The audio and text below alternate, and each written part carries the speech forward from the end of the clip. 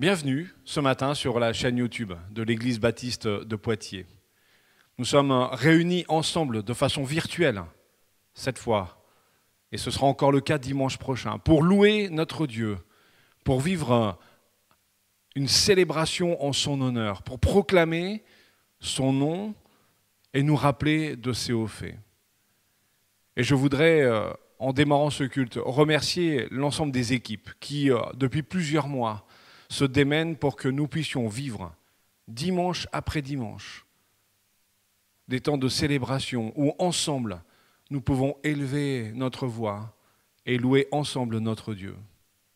Alors ce matin, nous voulons, avant toute chose, nous tourner vers ce Dieu qui dispense sur chacun de nous toutes ses grâces. Nous voulons lui demander de poser sa main sur celles et ceux de notre communauté qui sont aujourd'hui touchés par la Covid-19, en lui demandant de guérir, de soutenir, d'accompagner. Et nous voulons lui demander aussi de dispenser sur chacun d'entre nous ses bénédictions, ses grâces et ses bienfaits. Alors ensemble, nous prions.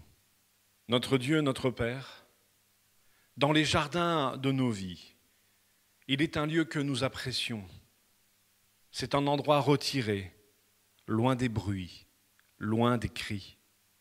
C'est un lieu de sainteté, un endroit fait pour rêver dans le calme et le silence, près du secret de ton cœur.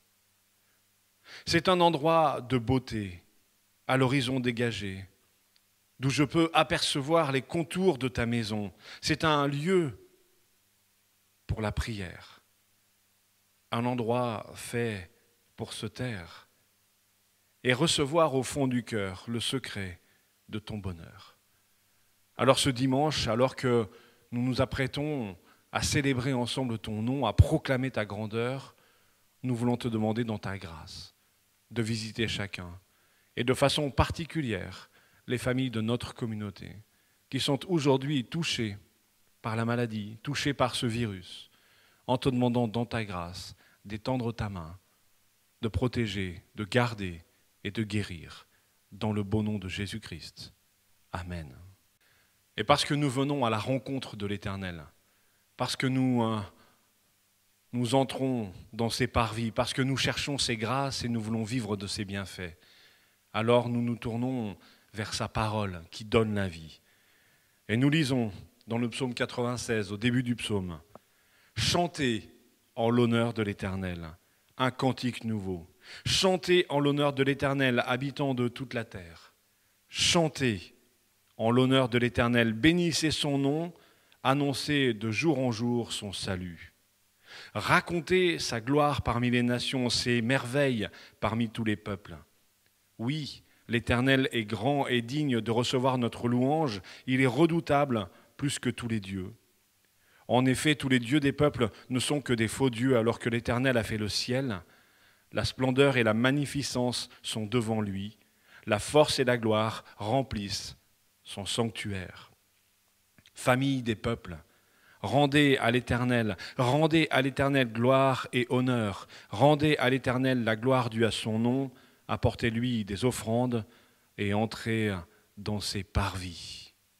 Et nous voulons ce matin, accompagnés par différents musiciens, différents groupes de louanges, offrir notre reconnaissance à notre Dieu. Nous voulons proclamer combien il est grand et puissant. Alors ensemble, célébrons la grandeur de Dieu.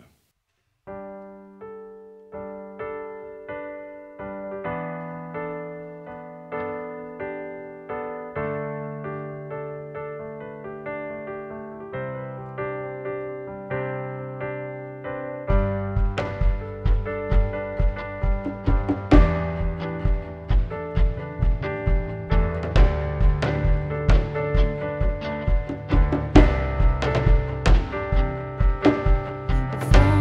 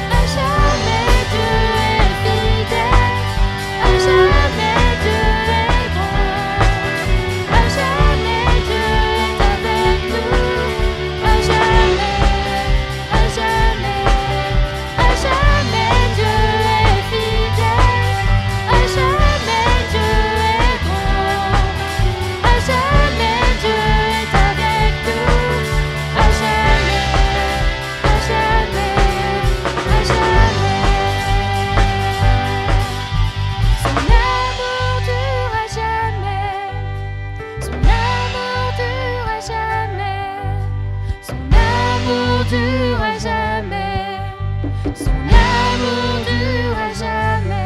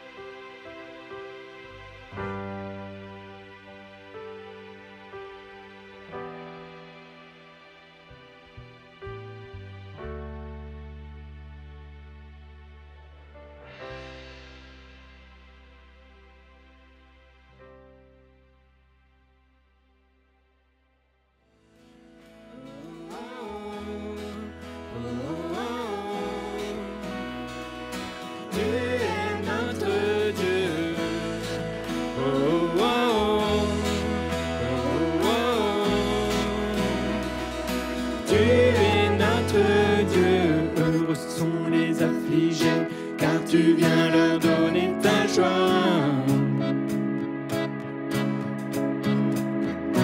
Heureux sont les cœurs brisés, car toi seul les consoleras. Car tu nous remplis d'une vie nouvelle. Nous t'aimerons d'un amour éternel. Tu nous voulons déclarer que tu es notre Dieu. Oh, oh, oh, oh, oh. Tu es notre Dieu. Oh, oh, oh, oh. Tu es notre Dieu.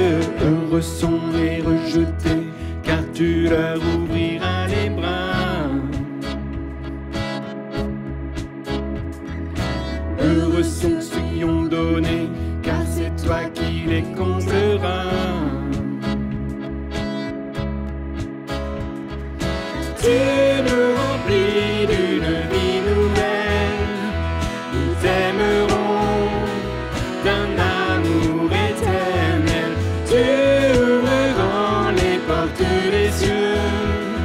Nous voulons déclarer que tu es notre Dieu. Oh, oh, oh, oh, oh. Tu es notre Dieu. Oh, oh, oh, oh. Tu es notre Dieu. Oh, oh, oh, oh. Tu es notre Dieu. Oh, oh, oh, oh. Tu es notre Dieu, car tu nous remplis d'une vie nouvelle. Nous t'aimerons d'un amour éternel. Tu ouvres grand les portes des cieux. Nous voulons déclarer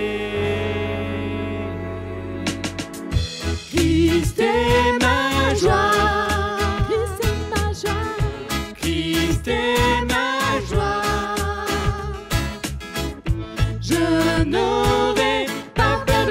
pas peur de crier. Oh, Christ est ma joie. Christ est ma joie. Je n'aurai pas peur de chanter, pas peur de crier. Oh.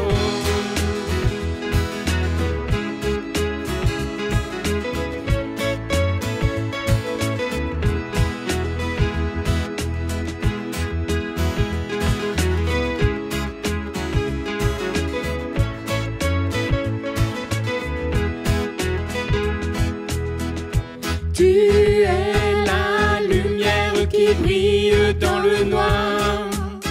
Oh, oh, oh. Tu es mon soutien, tu me redonnes de l'espoir. Oh, oh, oh. Non, je n'aurai pas honte de proclamer de tout mon être, je veux le déclarer. Christ est ma joie. Christ est ma joie. Je n'aurai pas peur de chanter, pas peur de crier. Oh.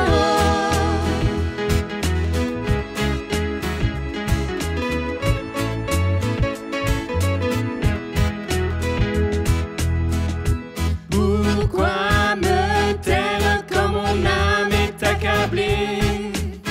Oh, oh, oh. En toi j'espère, tu ne failliras jamais. Oh, oh, oh. Non, je n'aurai pas honte de proclamer de tout mon être, je veux le déclarer. Christ est ma joie. Christ est ma joie. Je n'aurai pas peur de chanter, pas peur de crier. Oh, Christ est ma joie. Christ est ma joie. Je n'aurai pas peur de chanter, pas peur de crier. Oh.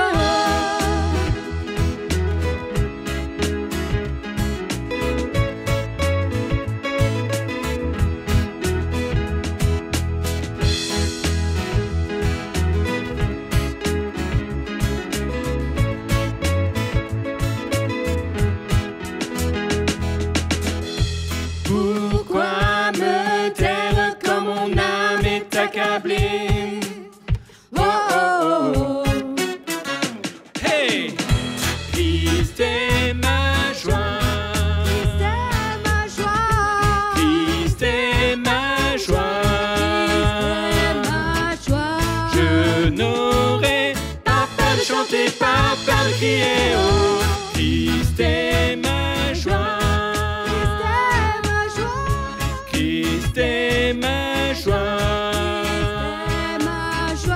Je n'aurai pas peur de chanter, pas peur de crier, pas peur de chanter, pas peur de crier. Oh.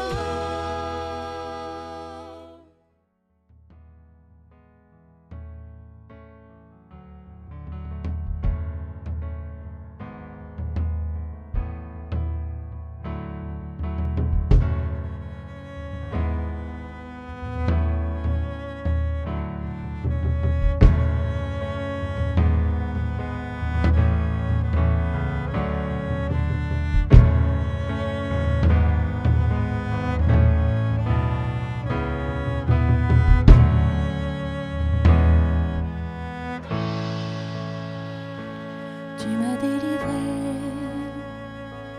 par tes mélodies. Tu m'entoures d'un chant d'amour, chant de délivrance devant mes ennemis. Toutes mes craintes s'enfuient.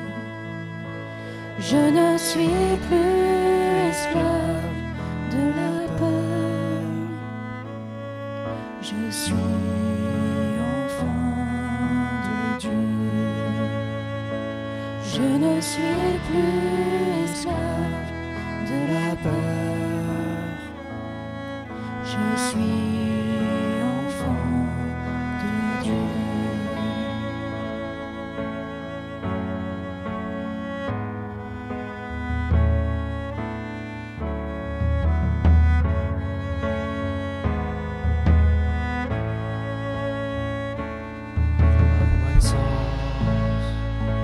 Tu m'avais choisi, appelé par mon nom. Tu m'as adopté, je suis de ta famille. Ton sang coule dans mes veines. Je ne suis plus esclave de la peur. Je suis enfant de Dieu. Je ne suis plus esclave de la peur. Je suis enfant de Dieu.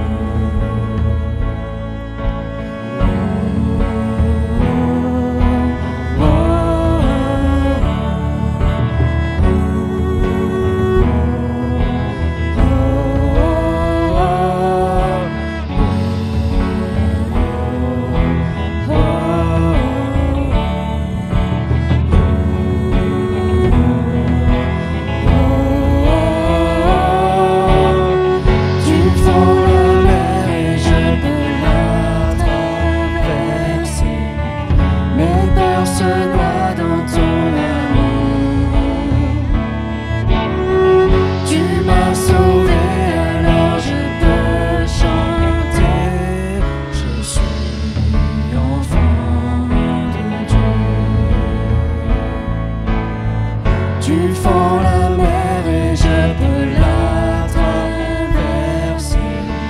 Mes peurs se noient dans ton amour. Tu m'as sauvé, alors je peux chanter. Je suis enfant de Dieu. Je ne suis plus esclave de la peur. Je suis enfant de Dieu. Je ne suis plus esclave de la peur. Je suis enfant de Dieu.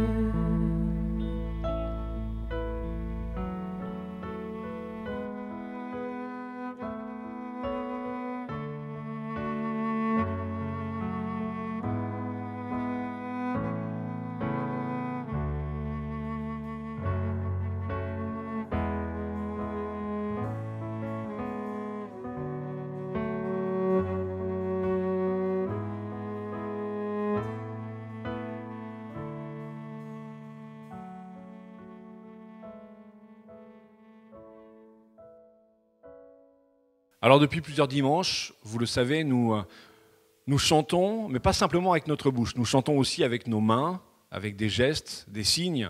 Certains sont issus du langage des signes, d'autres sont des gestes qui permettent de s'approprier le texte des chants que nous chantons. Et ce matin encore, nous allons nous laisser guider. Nous laisser guider par Laura et Célimène qui vont nous conduire dans ce chant qui s'intitule « Joie de vivre » et qui nous parle de marcher à la suite de notre Dieu, d'être comblé de ses grâces et de ses bienfaits. Alors, ensemble, joignons le geste à la parole et adorons notre Dieu de tout notre être, pour sa gloire. Amen.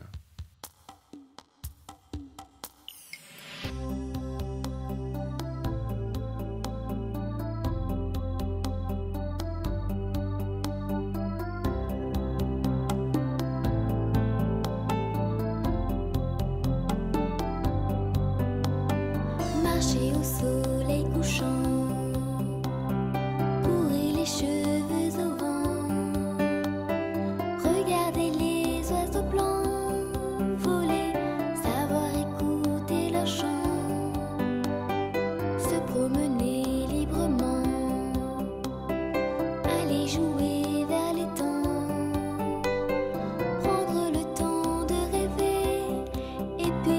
chantonnait tout doucement. Moi je ne sais qu'un enfant et pourtant je sais qu'il est un Dieu tout-puissant qui a créé les oiseaux, le soleil, le vent et qui m'aime tendrement. Moi je ne suis qu'un enfant et pourtant je sais qu'il est un Dieu tout-puissant qui a créé les oiseaux, le soleil, le vent et qui m'aime tendrement.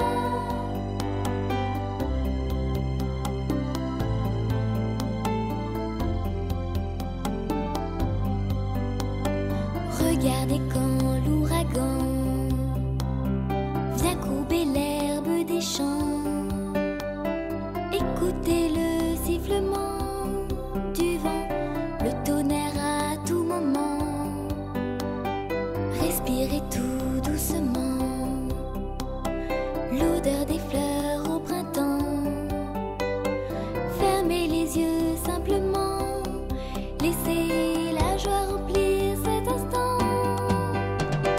Moi je ne suis qu'un enfant et pourtant je sais qu'il est un Dieu tout-puissant qui a créé les oiseaux, le soleil, le vent et qui m'aime tendrement.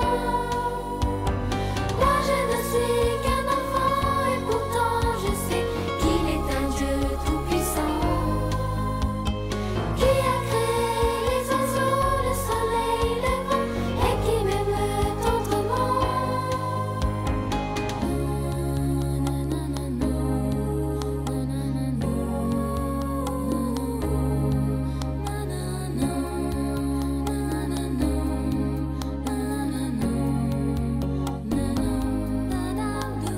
Écoutez ce Dieu si grand, allez à lui simplement, lui raconter mes soucis, mes peurs et tous mes chagrins d'enfant. Savoir qu'il veut mon bonheur, qu'il habite dans mon cœur, le laisser guider ma vie, mes pas avec amour et douceur. Moi je ne suis qu'un enfant et pourtant je sais qu'il est un Dieu tout-puissant qui a créé les oiseaux, le soleil, le vent et qui m'aime tendrement. Écoutez ce Dieu si grand, moi qui ne suis qu'un enfant. Il est un Dieu tout-puissant qui m'aime tant. Je sais qu'il veut mon bonheur, moi qui ne suis qu'un enfant. Il habite dans mon cœur, quelle joie, il m'aime tendrement. Dans mon cœur, oh quel bonheur de l'avoir dans mon cœur. Moi je ne suis qu'un enfant et pourtant je sais qu'il est un Dieu tout-puissant qui a créé les oiseaux, le soleil, le vent et qui m'aime tendrement.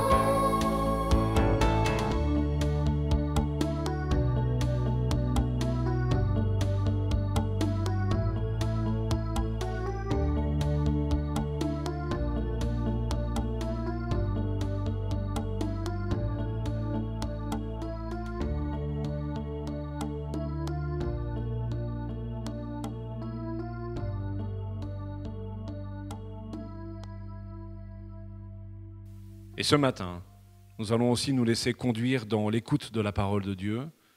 C'est Gabriel qui nous apporte le message et ensemble nous voulons nous laisser instruire par ce Dieu que nous aimons, que nous révérons. Alors ensemble nous prions. Notre Dieu, notre Père, nous te bénissons pour ta parole bienfaisante, rafraîchissante, stimulante. Te prions pour la réception de cette parole afin que rien dans nos têtes, dans nos esprits n'empêche qu'elle pénètre nos âmes, nos cœurs, nos pensées et que nos êtres soient transformés par elle. Seigneur, nous te bénissons pour Gabriel qui va nous apporter ce message que tu as mis sur son cœur. Et nous te demandons dans ta grâce vraiment de nous rendre réceptifs à ce que tu lui as donné, afin qu'ensemble nous puissions croître en toi, par toi et pour toi, dans le beau nom de Jésus-Christ. Amen. Bonjour à chacun et à chacune, j'espère que vous allez tous bien. Je suis vraiment heureux de vous retrouver ce matin, encore une fois, pour partager avec vous la parole de Dieu. Malheureusement, nous ne pouvons pas nous retrouver aujourd'hui, donc ce dimanche, ni le dimanche prochain, pour des raisons sanitaires. Mais je crois que le Seigneur peut nous édifier, peut nous parler, même par le biais technologique. Et nous rendons grâce à Dieu pour tous ces moyens qu'il utilise pour toucher non seulement son peuple, mais toucher bien au-delà de son peuple, donc le monde entier. Et nous voulons être reconnaissants pour ces moyens. Alors, avant de vous partager la parole de Dieu, je voudrais juste mettre le focus sur un point important, c'est que la parole de Dieu doit être entendue, mais elle doit être aussi mise en pratique. C'est ce qui détermine notre croissance. Donc, mettez toute votre force, non seulement à écouter la parole de Dieu, à lire sa parole dans la Bible, être réceptif à sa parole, mais mettez aussi toute votre force, votre dynamisme à mettre en pratique sa parole, conduit par son esprit, bien sûr, pas de manière légaliste, mais véritablement inspiré, conduit dans la sagesse de Dieu par son esprit.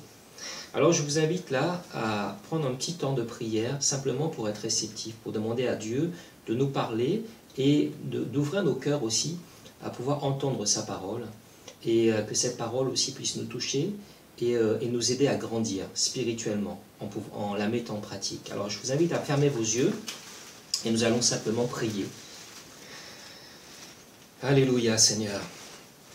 Oui Seigneur, Père éternel, nous voulons te remercier pour ta parole, pour la nourriture spirituelle qui nous aide à grandir, pour ta parole aussi qui est vérité. Seigneur, nous te demandons que ta parole nous puisse ce matin nous parler, aide-nous à être réceptifs, aide-nous à l'accueillir aussi, Seigneur. Seigneur, nous voulons non seulement l'accueillir, mais nous voulons aussi pouvoir s'en rappeler dans la semaine, dans les prochains jours qui suivent, afin de pouvoir la mettre en pratique, pour que cette graine qui tombe dans nos cœurs, Seigneur, puisse porter du fruit, Seigneur. Aide-nous, Seigneur, à pouvoir nous approprier de cette parole et nous puissions véritablement, Seigneur, l'utiliser dans nos expériences pour qu'elle puisse porter véritablement du fruit. Te disons merci. Merci pour Jésus-Christ. Merci pour ta parole, Seigneur. Jésus-Christ envoyé pour nous sauver, pour nous délivrer, Seigneur, pour nous donner la victoire, Seigneur, sur le péché, Seigneur Dieu, et la victoire aussi dans la vie, Seigneur. Merci pour tout, Père, au nom de Jésus-Christ. Amen. Je ne sais pas comment vous vivez cette période de pandémie mondiale. Est-ce que cette période suscite en vous des peurs, des interrogations? Je crois qu'il y a comme une forme de trouble, de peur généralisée, et qui sont tout à fait légitimes quelque part, des peurs liées à la santé, peut-être même la santé de nos proches. Est-ce que si nos proches contractent ce virus, comment ça va se passer? Est-ce qu'ils vont pouvoir être guéris facilement, plus ou moins facilement ou pas? Est-ce que ce sont des peurs liées à la situation économique, peut-être votre situation économique, peut-être votre travail? Est-ce que la crise qui va être produite, cette crise économique, après cette crise sanitaire, est-ce que ça aura des répercussions importantes sur votre vie, donc sur votre vie et sur la vie de vos proches? Donc tout cela peut susciter des peurs, des troubles. Et je crois que c'est important de voir aussi ce que Jésus peut nous dire concernant les troubles ou les peurs que nous pouvons avoir liées aux événements de notre vie. Et Jésus le dit, est-ce que là, peut-être c'est une question que je pourrais vous poser, est-ce que vous avez donc cette paix, malgré ces troubles-là qui sont là, ces circonstances, est-ce que vous expérimentez la paix de Dieu? Est-ce que vous avez peut-être besoin de la paix? Eh bien, qu'est-ce que Jésus dit dans Jean chapitre 14, verset 17? Jésus dit, « Je vous laisse la paix, je vous donne ma paix, moi je ne vous la donne pas comme le monde donne, que votre cœur ne se trouble pas et ne s'alarme pas. » Donc la paix que Dieu donne, que Jésus donne, il ne la donne pas comme le monde donne. Le monde donne une certaine paix, une forme de paix. Alors cette paix, vous la connaissez, c'est une sécurité. Nous vivons aujourd'hui dans un pays, la France est un pays extraordinaire puisqu'il propose en fait des sécurités sociales, sécurité au niveau du travail, au niveau des assurances. Tout cela sont des privilèges en fait qui nous sont donnés, que d'autres pays ne vivent pas. Et je trouve que c'est vraiment une bénédiction pour notre pays de pouvoir avoir ces sécurités. Et cela, pour nous, nous ressentons ça comme une paix extérieure quelque part, hein, ou une absence de conflit, parce qu'une paix c'est aussi une absence de conflit, hein, de guerre. Et donc dans notre pays, nous avons cette paix extérieure. Mais la paix que Dieu nous donne, ce n'est pas une paix extérieure, mais c'est une paix intérieure. Puisque nous pouvons tout à fait avoir toutes ces sécurités qui sont autour de nous, un travail qui fonctionne très bien, une famille qui fonctionne très bien, une santé qui est au beau fixe, tout cela, mais nous pouvons aussi avoir en nous des conflits intérieurs et en fait être en guerre intérieure. Et Jésus, quand Jésus nous dit qu'il nous donne sa paix, eh bien c'est cette paix qui va venir créer cette harmonie intérieure. Et cette harmonie que l'extérieur, le monde extérieur ne peut pas venir donner. Et seul Jésus peut venir donner cette paix. Cette paix, Jésus est notre paix. Et je veux vous encourager ce matin à recevoir la paix telle que Jésus le dit dans ce texte. Je vous donne ma paix. Je ne vous la donne pas comme le monde la donne. Je vous donne ma paix intérieure, parce que ma paix vient de la source qui est en vous, cette source de Dieu, cette source qui est le Saint-Esprit, qui diffuse, qui communique la paix de l'intérieur et qui résout les conflits que nous pouvons avoir dans notre âme. Même notre âme peut avoir la guerre des fois, et Dieu veut rétablir cette paix au niveau de notre âme. Et si la paix, elle est au niveau de notre âme, elle peut se découler après dans notre vie tout entière. Nous pouvons être en paix aussi avec notre conjoint. Nous pouvons être en paix avec nos enfants. Nous pouvons être en paix dans notre travail, avec nos relations. La paix, si elle est intérieure, elle se manifeste aussi de l'extérieur. Alléluia. Au verset 1, il est dit, toujours dans le chapitre 14, que votre cœur ne se trouble pas. Croyez en Dieu, croyez aussi en moi. Vous ne trouvez pas extraordinaire que Jésus fasse ce contraste? Croyez en Dieu, il le dit à ses disciples, que votre cœur ne se trouble pas, croyez en Dieu, mais croyez aussi en moi. Pourquoi? Parce que croyez en Dieu, c'est croire que Dieu existe, que croire en Dieu qui est peut-être dans le ciel, qui est simplement dans le ciel. Mais croyez en moi, c'est croire en Jésus. Et qui est Jésus? Jésus est Emmanuel. Emmanuel qui est Dieu avec nous. Donc Jésus veut dire, croyez en Dieu, croyez que Dieu est là, Dieu est présent, mais croyez en moi, croyez que Dieu est avec nous, que Dieu est avec vous, que Dieu est dans votre barque, que Dieu est dans votre vie.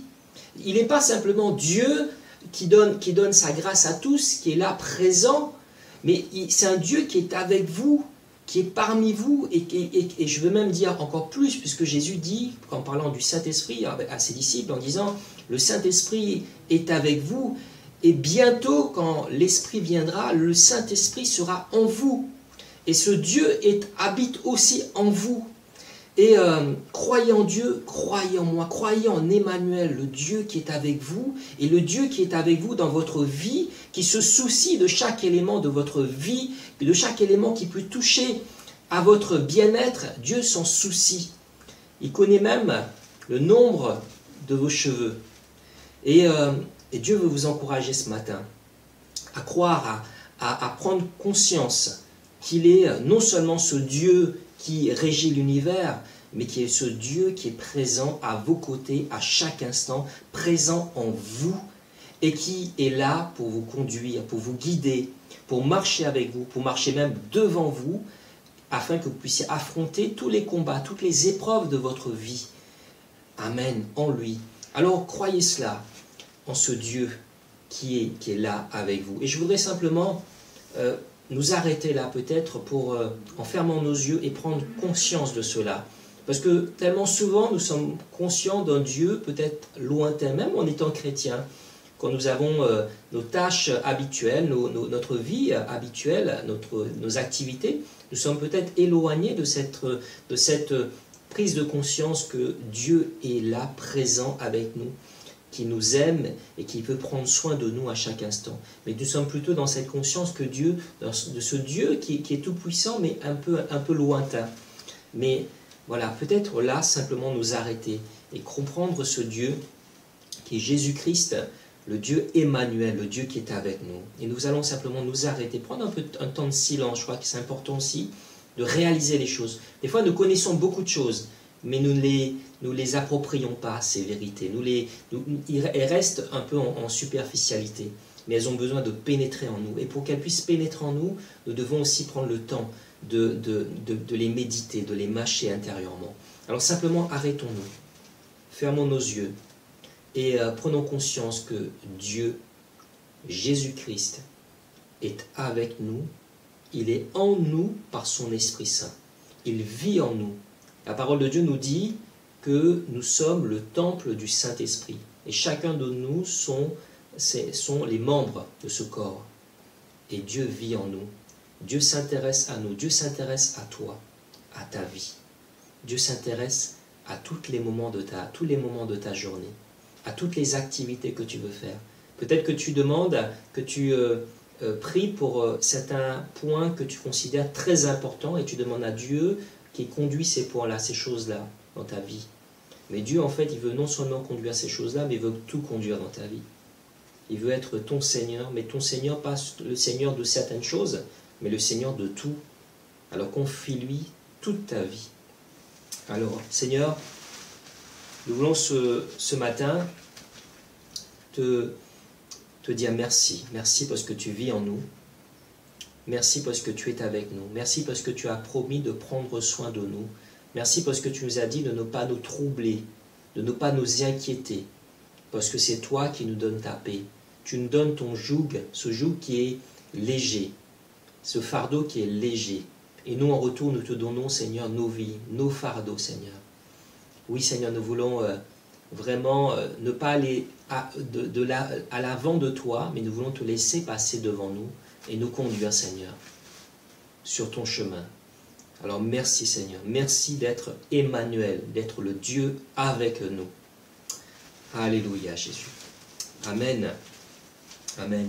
Je vous invite à chaque moment de la journée, si vous perdez cette pensée que Dieu est là en vous, et Dieu s'intéresse à vous, Dieu veut prendre toute la place, eh bien arrêtez-vous. C'est pas très long à faire, arrêtez-vous pendant quelques minutes, et simplement, voilà, méditez cela, prenez conscience de cela, priez cela, pour que vraiment vous puissiez toujours rester connecté dans vos pensées à Jésus. Alléluia. Je souhaiterais vous poser quelques questions maintenant. Est-ce que vous êtes satisfait de votre vie? Est-ce que vous expérimentez la joie telle qu'elle est dite, elle est mentionnée dans la Bible, cette joie divine? Est-ce que vous expérimentez les promesses en Jésus qui sont dites dans la Bible? Est-ce que la Bible nous dit que nous régnons par le Christ et nous sommes plus que vainqueurs? Est-ce que vous sentez que vous êtes plus que vainqueurs? Honnêtement, est-ce que vous pouvez répondre à ces questions et voilà, est-ce que vous le sentez tout ça? Est-ce que ou sinon, est-ce qu'il y a une insatisfaction dans votre vie et vous vous dites, ben ouais, il y a tout ça dans la Bible, mais j'arrive pas à vivre certaines choses, je me sens éloigné de cela. Et peut-être que ce que je vais vous partager va vous aider justement, peut-être une clé qui va contribuer à ce que vous puissiez vivre des choses, justement ces choses-là que vous ne viviez pas jusqu'à présent. Alors une question que je voudrais vous poser aussi, quand vous priez Dieu, quand vous vous approchez de Dieu, comment vous le faites? Comment la Bible nous dit de nous approcher de Dieu? Comment la Bible nous demande de prier? Est-ce que vous priez avec foi? Alors je vous ai simplement vous partager ce verset qui nous dit comment nous approcher de Dieu. Dans Hébreux 11, verset 6, il est dit « Or, sans la foi, il est impossible de lui plaire. Celui qui s'approche de Dieu doit croire qu'il existe et qu'il récompense ceux qui le cherchent. » Amen. Sans la foi, il est impossible de lui plaire. Donc celui qui approche, je relis, celui qui s'approche de Dieu, peu importe comment nous nous approchons de Dieu, peut-être dans la prière, peut-être dans d'autres activités spirituelles comme l'adoration, la louange, mais celui qui s'approche de Dieu doit croire qu'il existe, c'est un point, mais c'est pas tout, c'est pas juste croire qu'il existe. La Bible nous dit que même les démons croient que Dieu existe. D'accord? Donc il ne s'agit pas simplement de croire qu'il existe, mais de croire qu'il récompense, qu'il rémunère ceux qui le cherchent. Alléluia! De croire que Dieu veut nous bénir, Dieu veut nous aider, Dieu est celui qui veut manifester sa puissance dans nos vies. C'est pas simplement croire en Dieu, mais croire dans l'Emmanuel. C'est ça que ce verset nous dit. Alléluia, ce Dieu-là veut nous donner. Il est celui qui récompense, qui rémunère ceux qui le cherchent. Et là, c'est important de mettre un contraste entre croyance et foi. Ce texte, ce verset nous parle de la foi. Il ne nous parle pas de la croyance uniquement. La croyance concerne le savoir que Dieu existe. Mais il y a beaucoup de gens qui savent que Dieu existe. Mais ça s'arrête là. Alors que la foi, c'est s'approprier des vérités spirituelles, des promesses de Dieu. C'est faire bien ces vérités. Et croire que Dieu est celui qui veut agir en ma faveur, qui veut accomplir son plan dans ma vie, qui veut être participant de ma vie. C'est ça aussi avoir la foi. Alléluia. Et dans Hébreux 11, verset 1, nous donne une définition de la foi. Il est dit, « Or la foi, c'est l'assurance des choses qu'on espère, la démonstration de celles qu'on ne voit pas. » Donc la foi, ce n'est pas une espérance seulement. Hein, je crois qu'il est important de faire aussi une distinction. Une espérance concerne des choses qui appartiennent au futur. Et là, je voudrais simplement vous donner une idée, en tout cas, une manière dont moi je vois les choses, la compréhension de la foi. Pour moi, la foi, c'est ce qui nous permet de nous approprier, de prendre possession, de rentrer dans les grâces de Dieu, dans la grâce de Dieu. En fait, la grâce, elle est acquise à la croix par Jésus-Christ, mais pour rentrer, pour avoir accès à cette grâce, nous devons y rentrer par la foi. Et nous pouvons nous priver malheureusement de cette grâce si nous n'avons pas la foi pour y rentrer. Vous voyez l'importance de la foi. La foi est cette main qui nous permet de toucher, de pouvoir récupérer, de prendre tout ce que les Seigneurs nous a donné par la grâce. C'est cette main, la foi. Et sans cette foi, la grâce, elle est là présente, mais nous ne pouvons pas y rentrer. C'est comme le salut en Jésus-Christ. Jésus est mort pour tous les hommes. Mais tous les hommes n'ont pas accès à cette grâce. Seuls ceux qui ont la foi en Jésus-Christ peuvent avoir accès à cette grâce. Voyez? Donc la grâce, elle est donnée pour tous, mais ceux qui peuvent rentrer dedans peuvent le faire par la foi. Et ce n'est pas uniquement pour la grâce concernant le salut, mais c'est la grâce pour tout ce que Dieu nous a donné au travers de Jésus. Nous pouvons y rentrer par la foi. Et c'est pour ça le Hébreux 11 nous dit, c'est par la foi que nous pouvons être agréables à Dieu, que celui qui s'approche de Dieu s'approche avec foi, croit que Dieu rémunère ceux qui le cherchent. Alléluia. Et la foi, c'est l'assurance des choses qu'on espère, la démonstration de celles qu'on ne voit pas. Alléluia. Donc si nous demandons quelque chose à Dieu, nous savons que Dieu nous l'a donné spirituellement, parce que nous savons qu'en Christ, dans Éphésiens, il est dit, Éphésiens que Dieu nous a bénis de toute bénédiction spirituelle dans les lieux célestes en Christ. Nous avons tout reçu en Christ spirituellement. Nous sommes de nouvelles créations en Christ. Mais pour cela, pour pouvoir prendre possession humainement, on va dire, je dirais terrestre, de manière terrestre de ces choses-là, il faut le faire par la foi. Alléluia. Et quelquefois, nous avons aussi, en rentrant dans cette dimension de prise de possession de ces grâces d'un point de vue terrestre, nous rentrons aussi dans un conflit, dans un combat, ce qu'on appelle le combat de la foi. Et nous pouvons passer par des phases de découragement. Je prends un exemple sur la prière. Une petite anecdote pour mettre en pratique, pour mettre en illustration là, ce verset de Hébreux 11 qui est dit là. Or, la foi, c'est l'assurance des choses qu'on espère, la démonstration de celles qu'on ne voit pas. Lorsque nous prions pour un sujet, peu importe. Je prends un exemple, une illustration. Je ne sais pas si vous avez déjà entendu cet exemple d'une... quelqu'un me l'a rapporté, je ne sais pas d'où ça vient. Hein, je ne sais pas si c'est vrai ou c'est pas vrai, c'est peut-être juste une illustration. C'était un tribu qui devait prier pour avoir la pluie. Hein, pour avoir la pluie. Parce qu'ils avaient une sécheresse ou une famine. Et quand ils ont prié, en fait, il y avait une petite fille qui était présente. Et elle est venue, en fait, cette petite fille-là, avec un parapluie. Et les autres lui ont demandé, mais pourquoi tu as apporté un parapluie avec toi? Et la petite fille leur a dit, vous priez pour la pluie, mais vous ne venez pas avec un parapluie, parce que quand on va partir, il y aura de la pluie. Eh bien, cette petite fille, à travers de cette illustration, elle a compris ce que c'est que poser un acte de foi. Elle a compris ce verset, quelque part, qui nous dit, c'est la démonstration des choses qu'on ne voit pas. Quand nous demandons quelque chose à Dieu, eh bien nous démontrons des choses qu'on ne voit pas encore. Et nous le démontrons par des actes de foi. Donc cette fille, en apportant ce parapluie, elle a voulu démontrer par un acte de foi, même si elle ne voit pas la pluie, que la pluie arrivera. C'est ça la foi.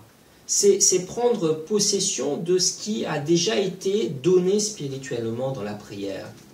Et poser des actes de foi, des actes qui affirment, hein, qui confirment ce que nous avons reçu. Ça peut être d'autres exemples dans nos vies, quand nous, d'autres sujets de prière, par exemple, où nous posons des actes de foi. Ça peut être, par exemple, vous voulez vous réconcilier avec quelqu'un, il y a une situation conflictuelle avec quelqu'un, et vous priez pour cette réconciliation, posez un acte de foi, manifestez un acte d'amour, même si la réconciliation n'a pas été complètement faite, eh bien vous posez un acte de foi, parce que vous montrez que vous croyez dans ce que vous avez demandé à Dieu. Alléluia. Et à contrario, il y a aussi des prières que j'ai souvent entendues, des prières, on prie certaines choses et après on confesse le négatif, on confesse le contraire. C'est non seulement ne pas poser un acte de foi, mais c'est poser un acte d'incrédulité. Je crois qu'il faut faire très attention à nos paroles. Lorsqu'on prie pour un sujet, eh bien, si vous confessez le contraire du sujet, juste après, pour moi, vous annulez votre prière, puisque vous apportez de l'incrédulité dans votre prière. Et je crois qu'il est important de rester cohérent par rapport à nos prières. Nous demandons à Dieu, nous croyons qu'il nous a accordé, si cela correspond à sa volonté. Je ne dis pas que ce que nous demandons, Dieu est obligé de nous le donner. Nous croyons aussi dans cette dimension de la souveraineté de Dieu. Mais Dieu nous dit de demander avec foi et de croire que ce que nous demandons, nous l'avons acquis. Et nous le verrons s'accomplir. Et c'est ça la foi. Donc nous devons aussi mettre en pratique ce que Dieu nous donne, même si Dieu est souverain et que c'est lui qui décide. Mais nous devons poser des actes de foi dans notre vie. Alléluia. Et ne pas confesser le négatif, le contraire de ce que nous avons demandé dans la prière. Alors la foi, pour faire le contraste entre la foi et l'espérance, on espère dans quelque chose du futur, mais la foi, c'est rentrer dans ce qui a déjà été donné. C'est comme ça que moi je le vois, que je le comprends, la foi. Par exemple, Christ est mort à la croix, Christ est ressuscité, Christ nous a donné toutes ces bénédictions, elles sont déjà réalisées. Et par la foi, je peux rentrer, je peux avoir accès à ces bénédictions qui sont déjà réalisées. C'est comme les œuvres conçues d'avance en Jésus-Christ. La Bible nous dit que Dieu a conçu en avance des œuvres par Jésus-Christ afin que nous puissions les accomplir. Donc ces œuvres existent déjà spirituellement, mais par la foi, je peux rentrer dans ces œuvres. Donc quelque part, cette foi du présent me rattache à ce qui a déjà été accompli, au tout accompli, en ma faveur, en ce qui me concerne. Alléluia. Alléluia. Examinons un personnage de la Bible qui est un personnage de la foi. Et la Bible nous demande aussi de suivre les traces de la foi de ce personnage. Vous voyez de qui s'agit-il? Dans l'Ancien Testament, il s'agit de la foi d'Abraham. Regardez comment Abraham se comporte malgré des événements qui pourraient le déstabiliser dans sa foi. On va regarder dans Romains 4, je vous invite à ouvrir vos Bibles, Romains 4, du verset 17 au verset 22, qui parle d'Abraham. Donc, je t'ai établi père d'un grand nombre de nations. Il est notre père à tous, devant Dieu en qui il a cru, qui donne la vie aux morts et qui appelle à l'existence ce qui n'existe pas. Regardez Abraham. Espérant contre toute espérance, il crut et devint aussi père d'un grand nombre de nations. Selon ce qui a été dit, telle sera ta descendance. Au verset 19. Et sans faiblir dans la foi, il considéra son corps presque mourant, puisqu'il avait près de 100 ans et le sein maternel, le Sarah, déjà atteint par la mort. Mais face à la promesse de Dieu, il ne douta point, par incrédulité, mais fortifié par la foi, il donna gloire à Dieu. Pleinement convaincu de ceci, ce que Dieu a promis, il a aussi la puissance de l'accomplir. C'est pourquoi cela lui fut compté comme justice. Alléluia. Vous voyez le courage d'Abraham, la détermination d'Abraham, c'est espérer contre toute espérance. Il a mis sa foi en Dieu. Il n'a pas faibli dans sa foi. Au verset 20, face à la promesse de Dieu, il ne douta point. Il pouvait y avoir des circonstances qui pourraient semer le doute. Mais lui, il a décidé dans son cœur, dans ses pensées, de ne pas douter, de puiser sa force dans la parole de Dieu, de continuer à croire. Et là, il s'agit vraiment d'un exercice personnel. C'est une décision qui demande aussi de lutter. De lutter contre quoi? Contre soi, de lutter contre ses pensées. Voilà, c'est une lutte contre soi-même souvent. Contre l'ennemi, certes, mais souvent contre soi. Mais Abraham, lui, il a décidé justement d'engager cette lutte pour croire en Dieu, pour oser croire en Dieu, oser croire dans les promesses de Dieu, qui sont des promesses tellement extraordinaires, qui sont même pas imaginables, déjà d'un point de vue de son âge. Vous voyez, et Dieu nous dit de marcher dans les traces d'Abraham au niveau de la foi, parce que nous sommes enfants d'Abraham, de suivre cette foi. Et donc nous devons aussi suivre cet exemple. Alors vous allez me dire, c'est compliqué. Oui, c'est compliqué. Mais nous avons Jésus-Christ en nous, nous avons l'Esprit de Dieu qui habite en nous et qui nous aide à nous unir de plus en plus à Jésus-Christ. Et Jésus-Christ est l'auteur de notre foi. Rappelez-vous, il est l'auteur de notre foi. Et ayons le regard sur lui. N'ayons pas le regard sur les circonstances qui peuvent nous déstabiliser, mais ayons le regard sur Jésus. Vous pensez qu'Abraham n'a pas eu de combat, que ce soit des combats intérieurs ou des combats même de l'entourage?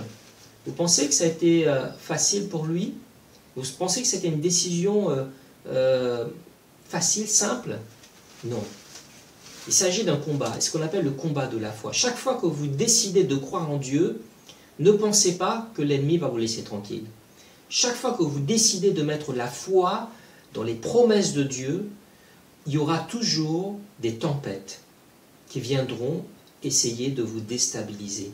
C'est pour ça que la Bible, dans Éphésiens 6, nous parle des armes du chrétien, l'armure du chrétien. Le chrétien qui est symbolisé comme un soldat dans le monde spirituel, qui lutte contre ses ennemis spirituels et qui doit positionner sur lui des armures pour gagner ce combat, pour lutter dans ce combat. Et dans ces armures, il y a ce qu'on appelle des armes défensives, comme le bouclier, comme le casque du salut, comme la ceinture, le soulier. Tout ça, ce sont des armes qui nous défendent face à l'ennemi. Un bouclier sert à défendre. Et après, vous avez des armes offensives. Les armes offensives, vous n'en avez qu'une seule arme offensive. Vous avez remarqué? Dans les armes qui sont décrites dans Éphésiens 6, vous avez plusieurs armes défensives et vous n'avez qu'une seule arme offensive, c'est la parole de Dieu qui est l'épée de l'esprit.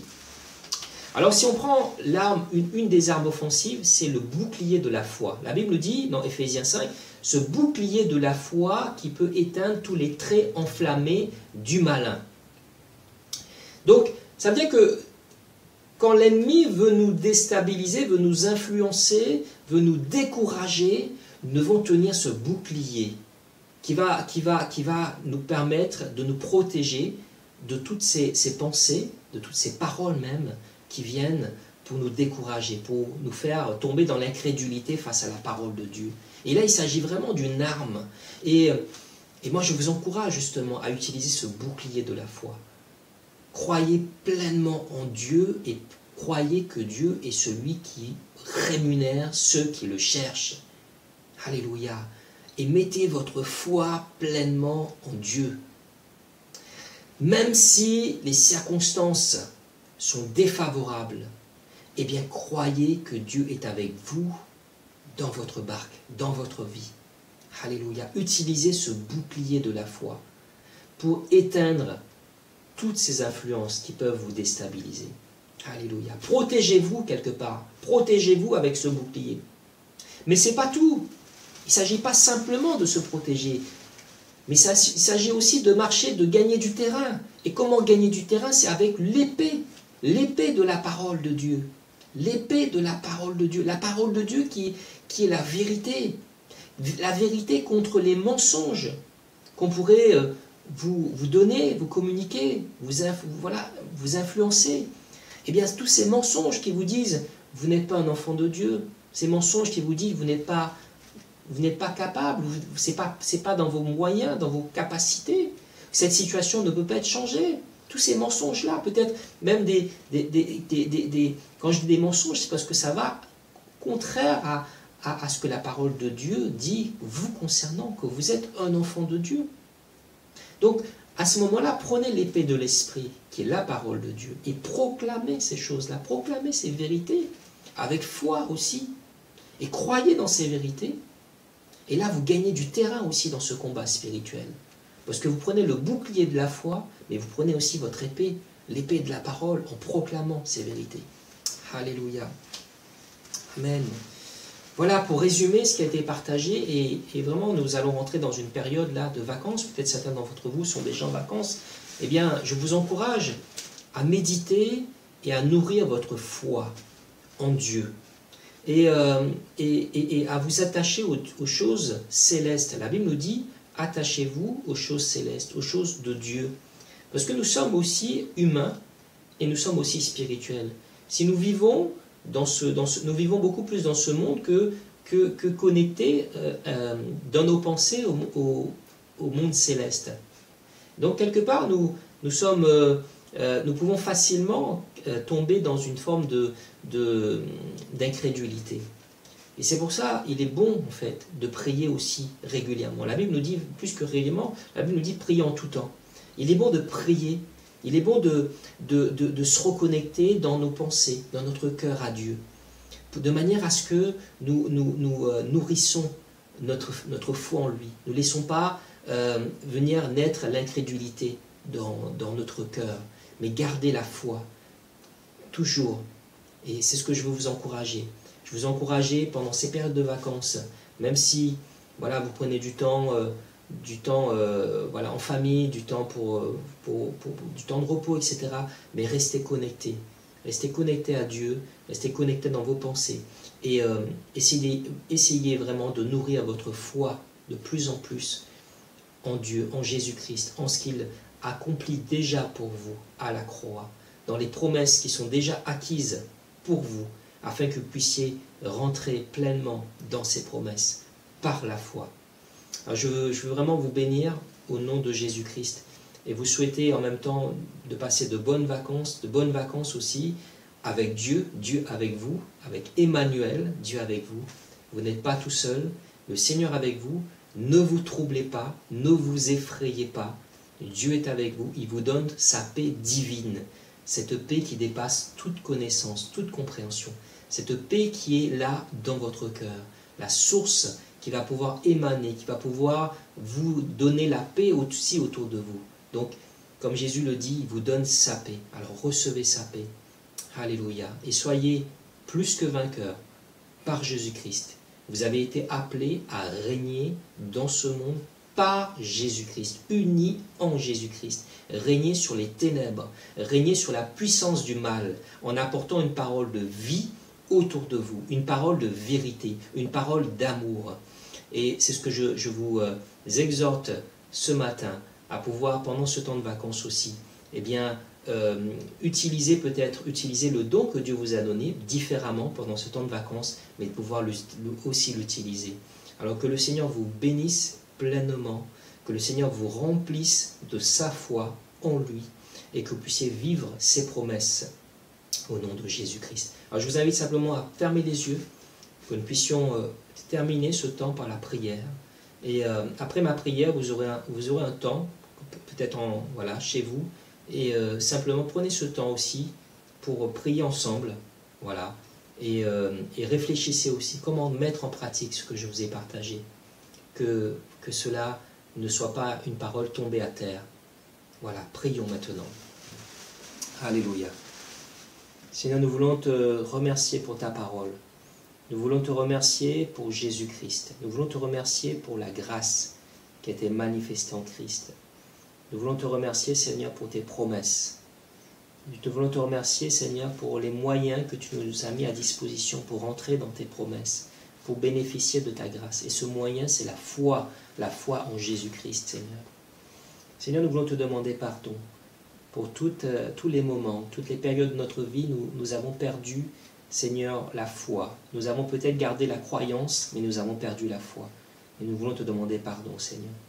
Mais ce matin, Seigneur, eh bien, nous voulons, Seigneur, prendre un nouvel engagement avec toi. Et cet engagement, Seigneur, c'est de rester ferme, Seigneur, en toi, de pouvoir utiliser ce bouclier de la foi pour éteindre effectivement tout ce qui pourrait, toutes les flèches que l'ennemi, flèches enflammées de l'ennemi, Seigneur. Et rester, Seigneur, confiant en toi, rester confiant dans ta parole, malgré toutes les influences, malgré toutes les circonstances extérieures. Nous voulons aussi prendre, Seigneur, cette épée de l'Esprit, Seigneur, qui est ta parole, pour proclamer les vérités sur notre vie, sur la vie de nos familles, nos proches, notre Église. Seigneur Dieu, oui, nous voulons gagner du terrain, Seigneur. Gagner du terrain dans ce monde, Seigneur, et apporter ta lumière autour de nous. Merci pour ce que tu fais, Seigneur. Alléluia, Jésus. Louange à toi, Père éternel. Amen. Alors voilà, notre culte touche à sa fin. Je voudrais encore une fois remercier l'intégralité des équipes qui se démènent pour pouvoir vivre ces temps de célébration, un peu particulière en tout cas pour ce dimanche et dimanche prochain, vous l'aurez compris. Et merci à chacun et à chacune pour tout ce qui est apporté, tout ce qui est fait.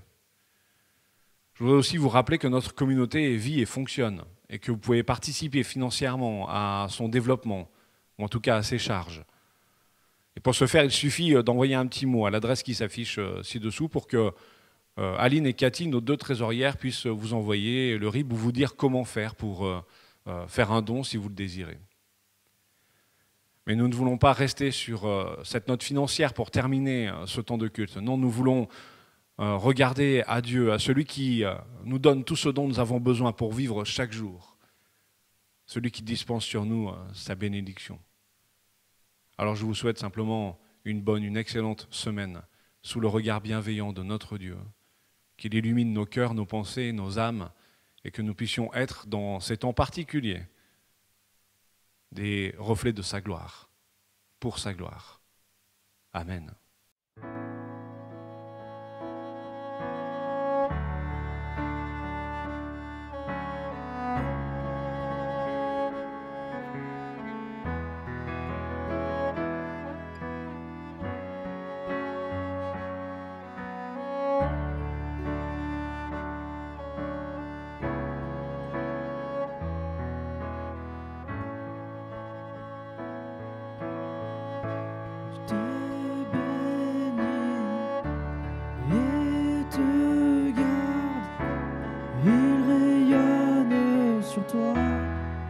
T'accorde sa grâce, ton Dieu se tourne vers toi, te donne paix. Dieu te bénit et te garde, il rayonne sur toi, il t'accorde sa grâce, ton Dieu se tourne vers toi, te donne la paix. Amen,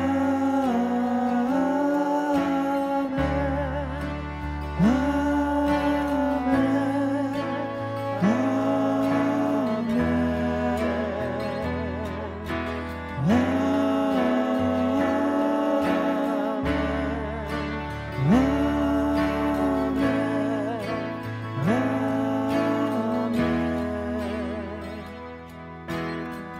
Dieu te bénit et te garde, il rayonne sur toi, il t'accorde sa grâce, ton Dieu se tourne vers toi, te donne la paix.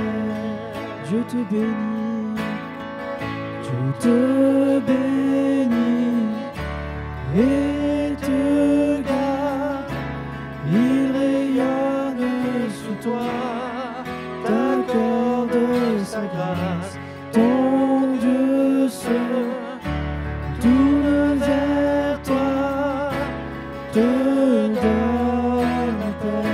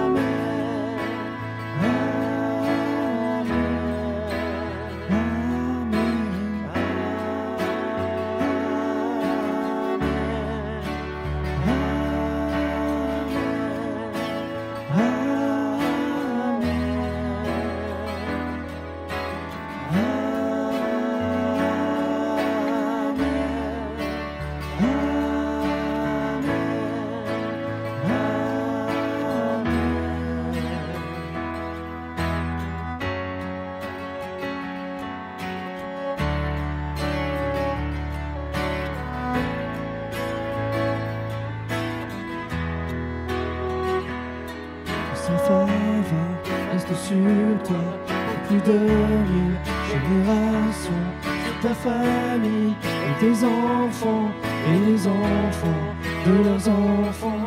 Que sa faveur reste sur toi pour plus de 1000 générations, sur ta famille et les enfants de tes enfants. Que sa présence t'environne avec toi, à tes côtés, et t'inonde et t'entoure. Il est pour toi, il est pour toi, et le matin jusqu'au coucher, à chaque pas, veillant sur toi, et dans les larmes et dans la joie. Il est pour toi, il est pour toi, que sa faveur reste sur toi, pour 1000 générations, sur ta famille et tes enfants et les enfants de tes enfants.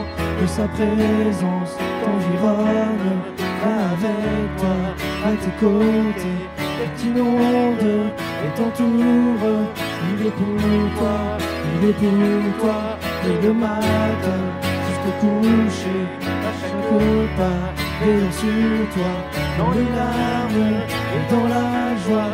Il est pour toi, il est pour toi, il est pour toi, il est pour toi, il est pour toi, il est pour toi, il est pour toi, il est pour toi, il est pour toi, il est pour toi.